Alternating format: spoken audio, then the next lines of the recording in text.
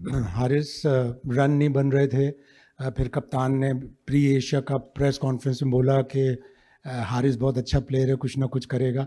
कप्तान का एतमाद, कोच का एतमाद कितनी हिम्मत देता है परफॉर्मेंस करने के लिए? जी बिल्कुल, काफ़ी ज़रूरी है किसी भी प्लेयर के लिए। और जिस तरह उन्होंने मुझे सपोर्ट किया, ना सिर्फ कप्तान कोच बल्कि सीनियर प्लेयर जितने भी हैं उनका भी शुक्रिया अदा करूँगा, क्योंकि मुश्किल टाइम होता है, परफॉर्मेंस नहीं होती तो बहुत मुश्किल होता है एक प्लेयर के लिए उससे निकलना। बहुत ज़्यादा क्रिटिसिज्म भी होती है, लेकिन ठीक है, उस चीज़ को पॉजिटिव लेते हैं।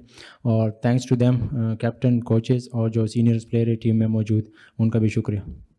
हारिस, जब फाइनल ख़त्म हुआ शारजा का, तो मैंने ही सलमान आगा से सवाल किया। मैंने कहा भाई हारिस की और साहबजादा फरहान की परफॉर्मेंस, तो उन्होंने कहा कि नहीं, हम इनको बड़े टूर्नामेंट के लिए इनसे एक्सपेक्ट कर रहे हैं। तो आज ये मैच तो आपने माशाल्लाह अच्छा 66 रन बनाए, लेकिन जो परसों मैच हो रहा है उस हवाले से कुछ बताएं कि ज़ाहिर है इंडिया पाकिस्तान मैच, आप तो ए टीम से बहुत सारे मैचेस खेले, तो उसके लिए क्या इरादे हैं? और दूसरा, आपकी बैटिंग पोजीशन पर भी बहुत बात होती है। कोई कहता है ओपनर खिला दें, आज आप वन डाउन पे खेले, बीच में आप चौथे पांचवें नंबर पे भी खेलते रहे, तो आप खुद कहाँ कंफर्टेबल हैं?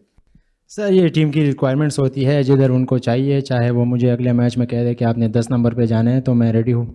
और जहाँ टीम की ज़रूरत होती है मैं वहाँ रेडी होने के लिए तैयार होता हूँ, मुझे कोई इस तरह गिला नहीं होता। जहाँ उनको ठीक लगेगा मैं उधर रेडी हूँ बैटिंग करने के। रही बात इंडिया की, तो अभी ये मैच ख़त्म हो गया, कल रेस्ट करेंगे अच्छा सा और फिर 14 को देखेंगे इंशाल्लाह।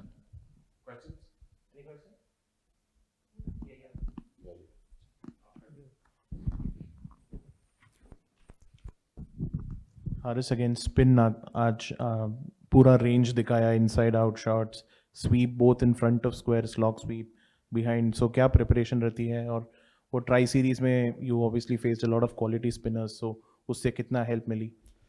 जी बिल्कुल, वो डिफरेंट कंडीशन थी शारजा की, ये डिफरेंट है। और back of the mind condition के लिहाज से था, तो बैटिंग कोच के साथ काफ़ी काम किया है उस पर।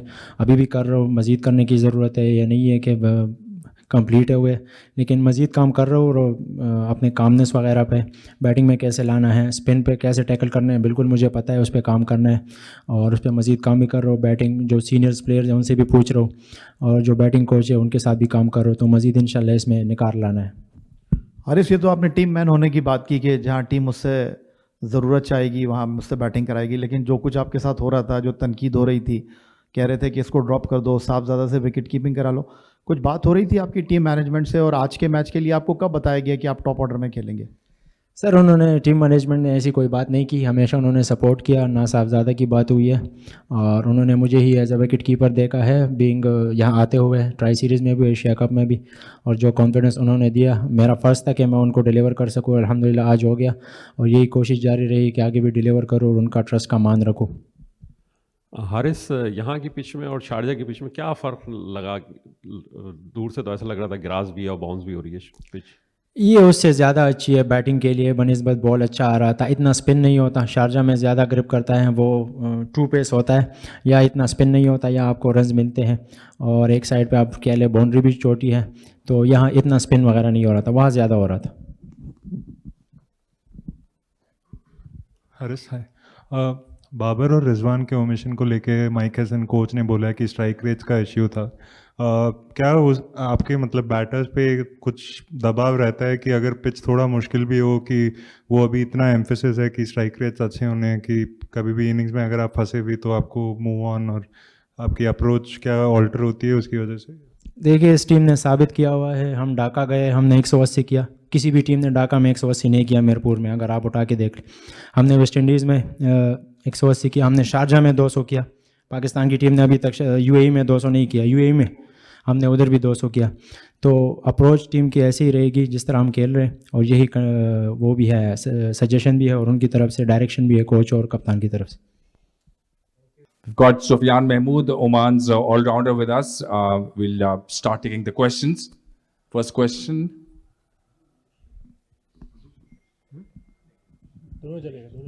उर्दू चलेगी, इसलिए हमें टीवी के लिए उर्दू में साउंड में। पाकिस्तान को 160 तक महदूद करना एक बड़ी अचीवमेंट है ओमान के लिए।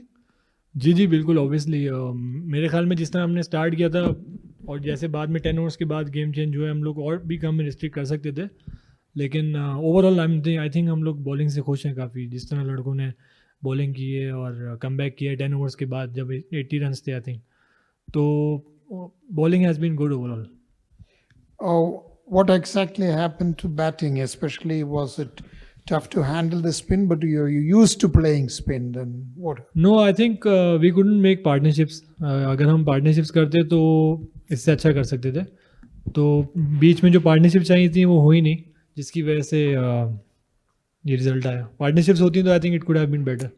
सुफियान, जब बड़ी टीमों के खिलाफ खेलते हैं तो क्या एक माइंडसेट होता है, क्योंकि एसोसिएट मेंबर्स को तो बड़ी टीमों से कम मैचेस मिलते हैं, तो पाकिस्तान जैसी साइड से जब आप लोग जा रहे थे तो ये था कि बिल्कुल वन साइड अफेयर रहेगा?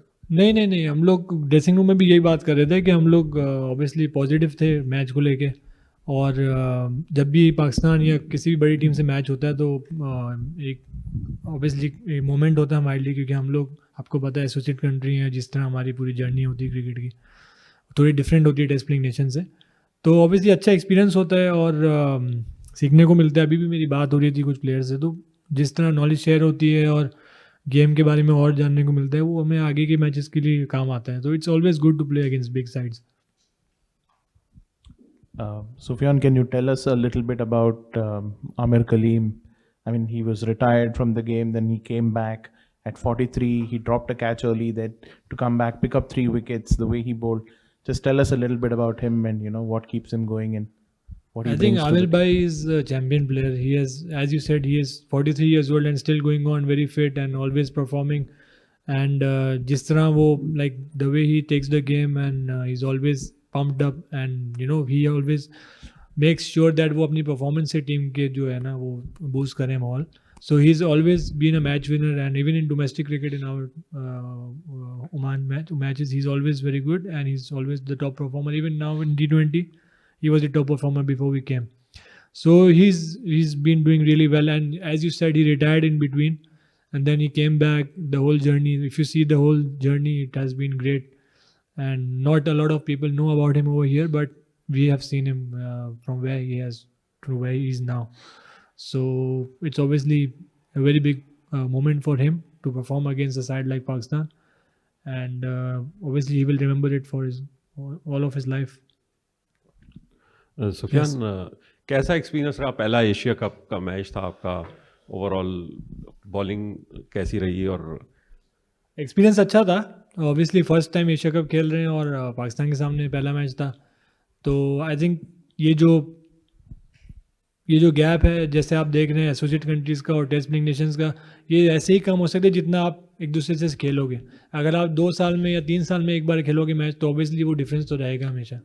तो I think it's a good learning for all the associate teams इस एशिया कप में, and like I think more of associate country should play against test playing nations. जब स्टैंडर्ड और ये जो gap है ये फिल होएगा, वरना गैप फिल नहीं होएगा.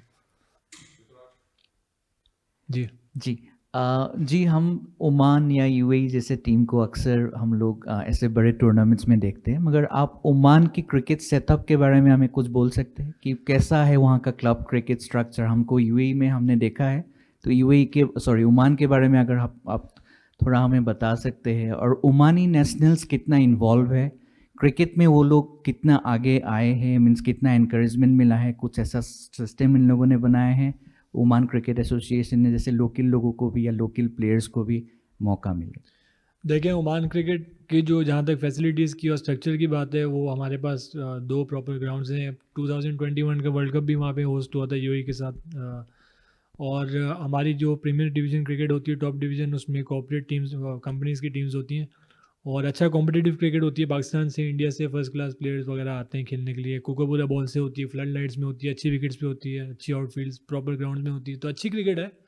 आई थिंक जैसे मैंने बोला कि अगर आपको ये गैप फिल करना है, अब कि एक दूसरे से खेलना पड़ेगा टेस्ट प्लेइंग नेशंस को एसोसिएट कंट्री से, या लीग्स में more associate players can take part.